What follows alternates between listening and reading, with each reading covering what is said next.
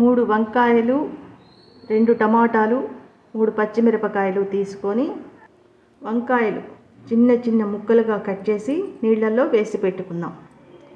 టమాటాలు, 2 ఉల్లిపాయలు, పచ్చిమిరపకాయలు చిన్న ముక్కలుగా కట్ చేసుకొని చింతపండు నానబెట్టి పెట్టుకుందాం.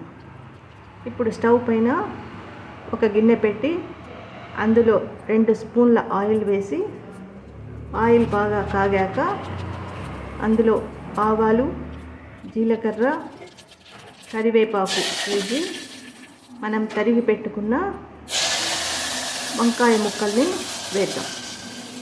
అందులోనే టమాటా ముక్కలు, ఉల్లిపాయ ముక్కలు, పచ్చిమిరపకాయ ముక్కలు వేసి దీనికి తగినంత ఉప్పు, పసుపు వేసి 1 గ్లాసు నీళ్లు పోసి బాగా కలియపెట్టి మూత పెట్టేద్దాం.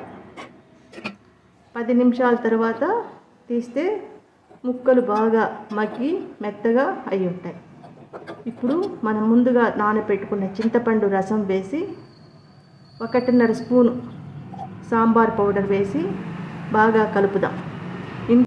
శనగపిండి కానీ, బియ్యపిండి కానీ, కార్న్ ఫ్లోర్ కానీ 2 స్పూన్లు ఒక కప్పులో తీసుకొని సగం గ్లాసు నీళ్లు పోసి బాగా కలిపి ఈ పులుసులో వేసి కలిపితే పులుసు చిక్కబడి బాగుంటుంది.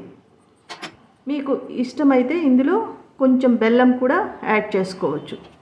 సో ఈ పులుసు మనకి చపాతీల్లో కానీ వేడి వేడి అన్నంలో కానీ చాలా బాగుంటుంది.